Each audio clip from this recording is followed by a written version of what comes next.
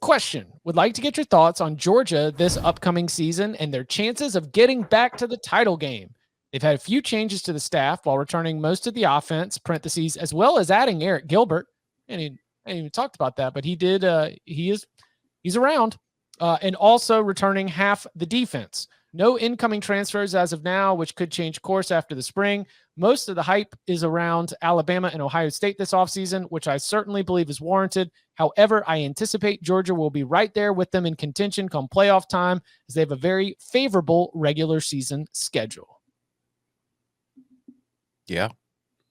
I don't think they're going to repeat as national champs, but I do think that they're going to be the best team in the SEC East. They're going to get Atlanta, and then if you get to Atlanta and you beat Alabama again, who's you're probably going to end up playing, maybe you end up facing A&M, LSU, Auburn, somebody we don't expect. But if you've got a good chance to get to Atlanta and you're in the SEC, then yes, you are a playoff contender. But I do think that there is a lot of change going on, and I do think that while I don't hate him as much as Bud does, I do think that if Stetson Bennett doesn't improve or there isn't an improvement at the quarterback position, it will be difficult to do it 2 years in a row. So I think this is a team that could end up, it's not going to go undefeated. It is not going to be as dominant as it was last year, but it's still going to be one of the 5 best teams in the country, probably. I completely agree with Tom. My thoughts on Stetson Bennett are well known. But the one thing I'll note here is I just got done watching the Nike Coach of the Year clinics.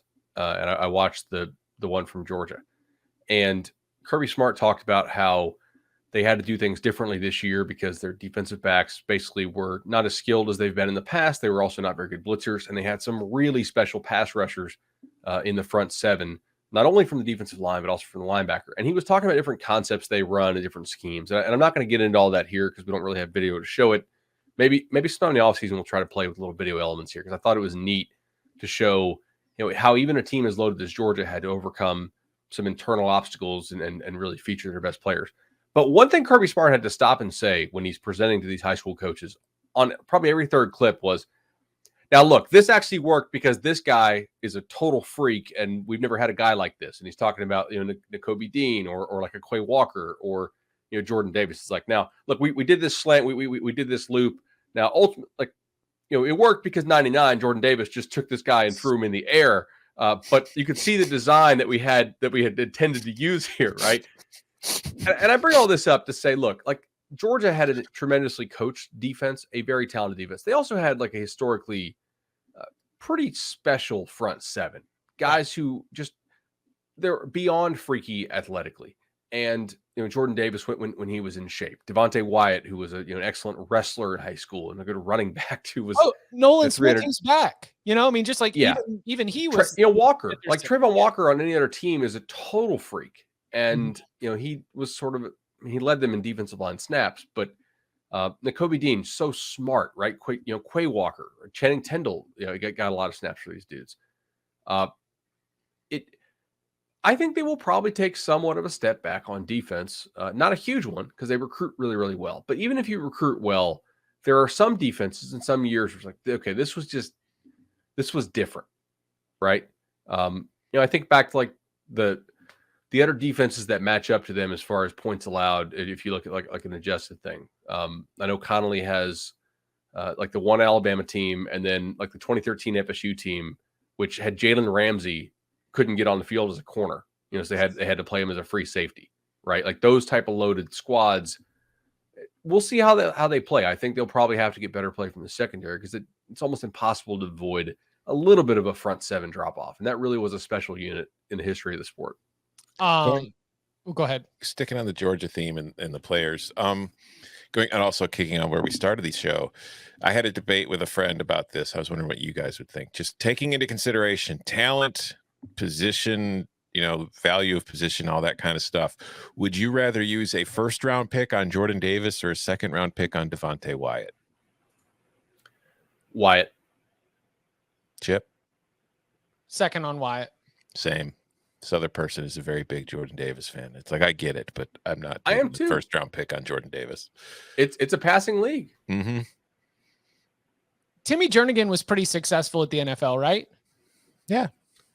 but not Yeah, by. I mean, he stuck around. But like, You know? see, for me, like my philosophy at this point is if I'm getting a defensive tackle in the first round, he needs to be a disruptor. He needs to get to the quarterback on his own. I don't want a guy who gets a sack when the edge rushers force the quarterback up into the pocket into his arms. I want a guy who's blowing up the play. And to me, Jordan Davis is not blowing up the play as often as you'd want.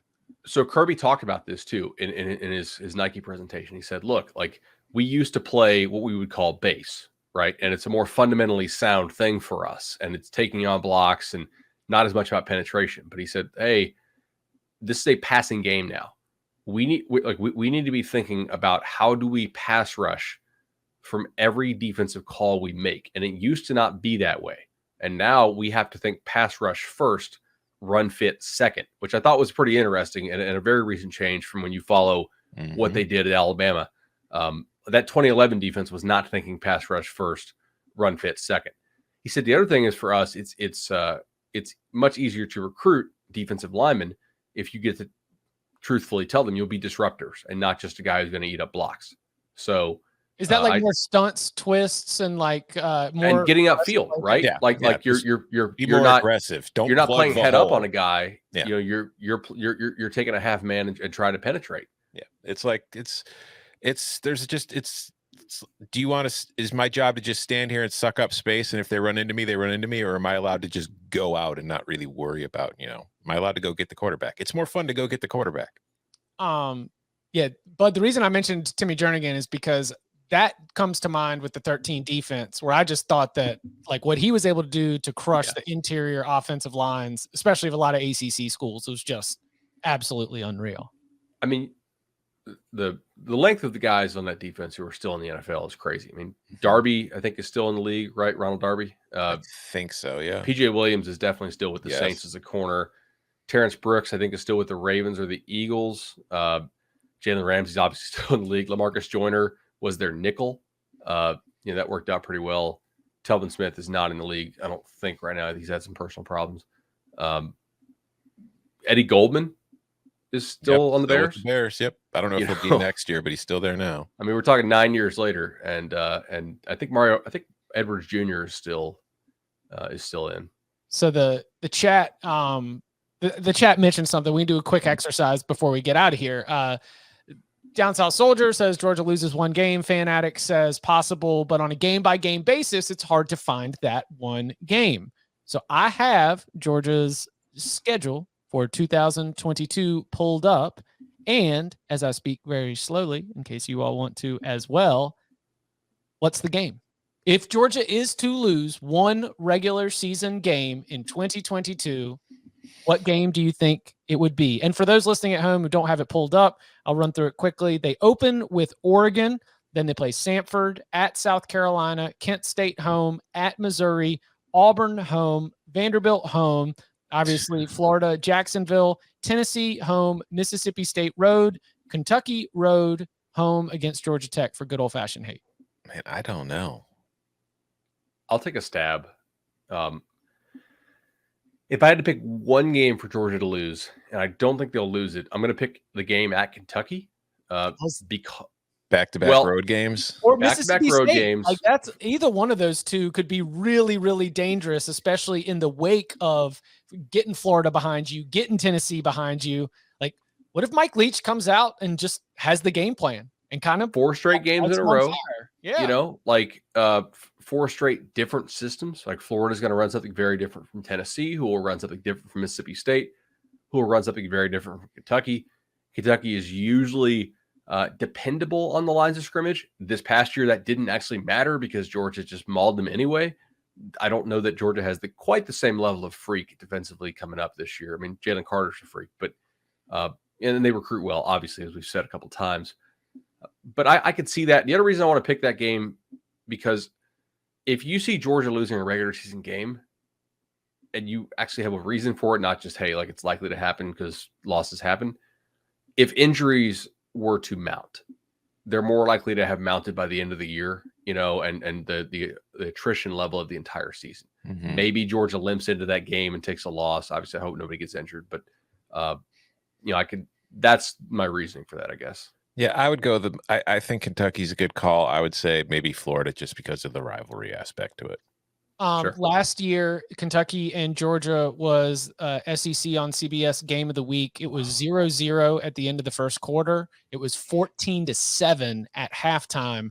Kentucky's defense kind of had the clamps on Stetson Bennett and that Bulldogs offense. Eventually, kind of broke away from them. The Bulldogs end up winning 30-13, but I do not think that it was a game that when Kentucky's defense was on the field against Georgia's offense, Kentucky was in the battle, was very much a competitor there. I like that, Kentucky or Mississippi State.